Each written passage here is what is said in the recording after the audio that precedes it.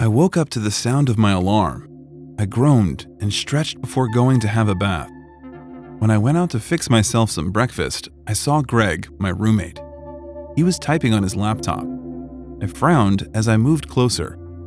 That looked like my Netflix account. "Good morning, Greg. Is that my Netflix account?" I asked. "I needed to watch a movie, so I borrowed your password," he said, without looking back.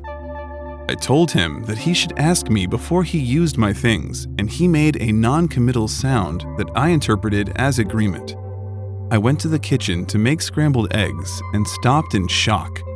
The kitchen was a mess. Greg must have cooked here. Spilled milk was on the counter. Cheerios were all over the sink, and dirty plates were placed haphazardly in the sink. I scowled as I put things in order. Greg never returned what he used. He always made a mess of everything and refused to clean it up. I was tired of putting up with him. I cleaned the kitchen before eating. My girlfriend, Josie, was coming over. She usually came over to my place for the weekend. I looked around the house and made everywhere neat. Greg ignored me, laughing at whatever he was watching. The doorbell rang, and I hurried to open the door. Josie was smiling at me, and I hugged her, inhaling her fresh scent. She laughed and asked if I missed her that much. "You have no idea," I replied as I led her inside. I needed a break from everything that had to do with Greg. Greg glanced up as we went to my room, his gaze lingering on Josie. I stiffened and held Josie more firmly, shutting the door with a bang.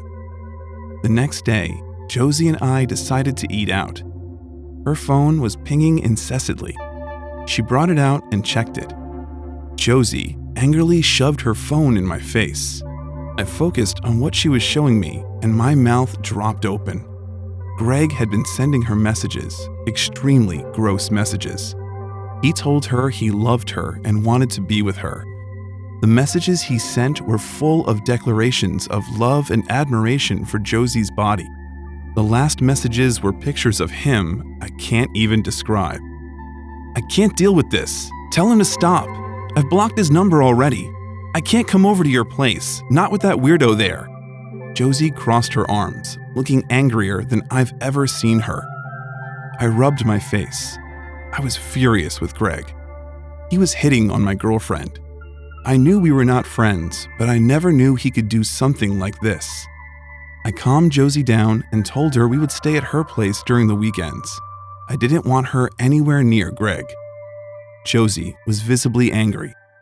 "Hey, why is the most beautiful girl in this place frowning?" I asked, coaxing a smile from her. I exhaled in relief. I didn't want her to be in a bad mood.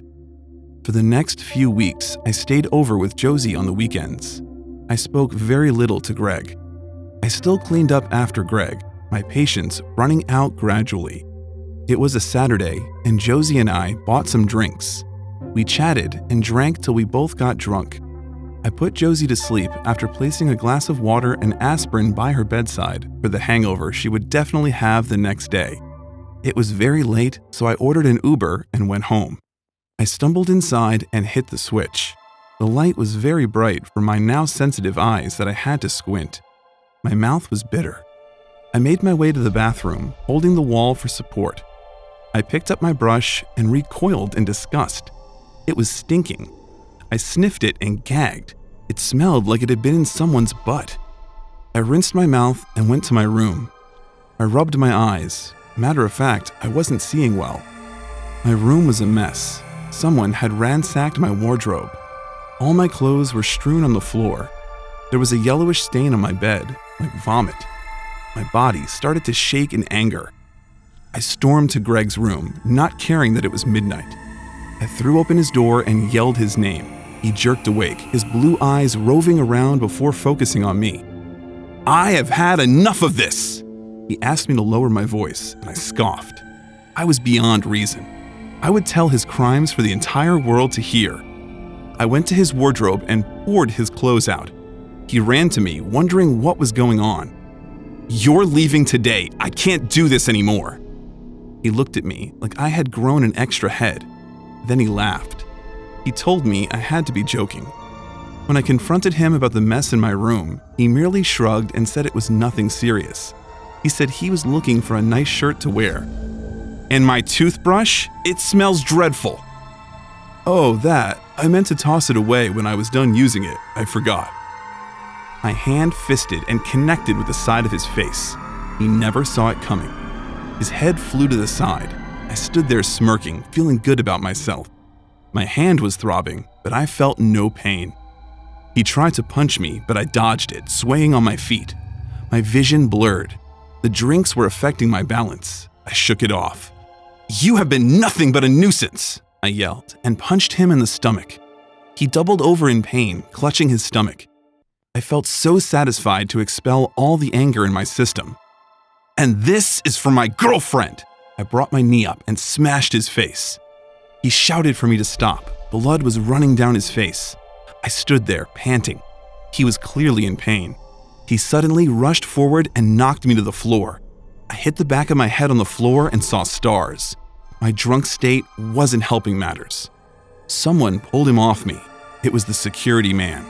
He shook his head at both of us and informed us that we were disturbing others. He told us he met the door unlocked and headed straight for the source of the noise. He yelled at us some more, saying something about us acting like hormonal teenagers. Greg and I were too busy glaring at each other to listen to him. The security man drove us to the hospital in tense silence. After I got treated, I went home, concluding in my mind that I couldn't live with Greg anymore. I got home before he did and packed my things. I would stay with Josie till I get another apartment, and I would make sure I have no roommate this time. Too scared to subscribe? Roommates. Almost all of us have had them at some point in our lives. They could be a blessing, or in some cases, they could be a true nuisance. Let me tell you about a time in my life when me and my girlfriend Alice were at the start of our careers. We just finished college a couple of years back and managed to get some entry-level jobs with startups that created social media apps. I'm not going to mention their names because they're not important to the thing that happened to us.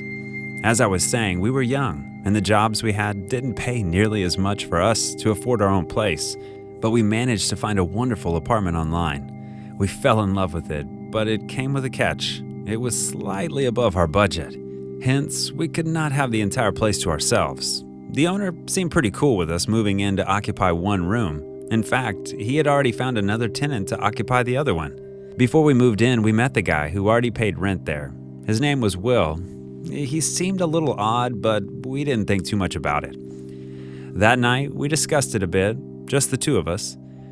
I know that it's not ideal, but we must share a place with another person so we can afford the rent, I told my Alice. Yeah, well, I guess you're right, but that guy creeped me out a little, she said. From starting, Will seemed a little odd. He would open his mouth and look at a person talking to him without blinking his eyes. The place is in a great neighborhood. We could move in on our own, but it has to be at the edge of town, I told her. You're right. Anyway, it's not like we'll stay with this guy forever. And from that moment on, we were all set. We packed up the next day, and before we knew it, we were at the new place. The guy wasn't at home, but the landlord gave us a key. The apartment was quite spacious. As we got it, we went straight into our soon-to-be bedroom. After that, we unpacked and managed to create our little private space in there. My girlfriend had 2 small paintings that she hung on the walls. After that, we went outside our bedroom to explore the rest of the place in detail. But one single door was locked. It was our roommate Will's door.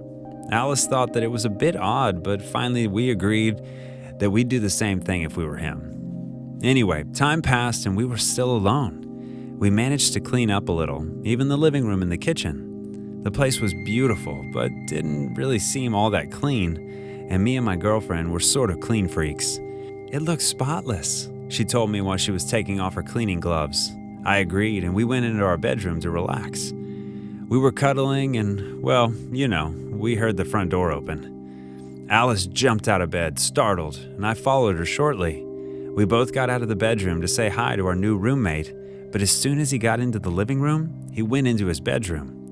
We just saw his bedroom door shut. He didn't even say hello to us. Alice thought he was quite rude. I thought maybe he was a little shy. The night went on as usual, nothing special. We grabbed some snacks, which we had in bed while we watched some romantic comedies on Netflix. The next morning, I got up an entire hour earlier than my girlfriend. The first thing that I did was go into the kitchen and make myself a cup of coffee. As I was trying to find my way there, being really sleepy, I bumped into someone. It was Will. "Good morning," I greeted him with a big smile on my face. Will looked at me from head to toe as if he was examining me, and instead of saying good morning, he just said, "Nice shoes. They look expensive." I paused for a moment, confused. Then I remembered I had left my shoes in the hall last night. "Thank you. They were quite expensive. I had to save for a couple of months to afford them," I told him. But his expression didn't change. He was so serious. "Well, you better take good care of them. You don't want to lose them," he replied. Alice soon woke up, and I told her about my conversation with Will. She was too sleepy to have an opinion on it, so I changed the subject. The time came for me to go to work. I looked for my phone all over.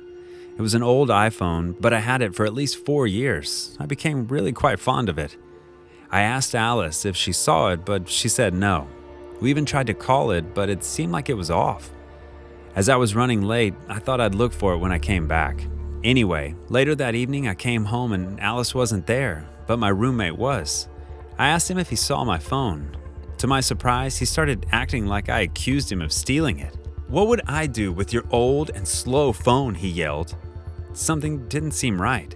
"How do you know my phone is old?" I asked him. Without even answering, he turned around and went towards the front door, slamming it behind him. I didn't see him for the rest of the night. The next day, it was a Saturday, so me and my girlfriend slept in. We got up around noon, we made some breakfast, and then decided to go for a walk as it was nice outside. "Did you see my earrings?" Alice asked me. "Which ones?" "The small gold ones. I had them right here on this table," she told me. We started searching for them, but no luck. I thought it was weird. First my old phone and now the earrings. Something wasn't right. After staying out all evening, we got back around 8:30 p.m. Being in the mood for some Call of Duty, I went upstairs to start my PS4. But to my surprise, it wasn't there. I went straight to our roommate's bedroom and I tried to open the door. As usual, it was locked. I banged on the door, but he didn't answer. I guess he wasn't there. The next thing I remember was that I told Alice to call the police.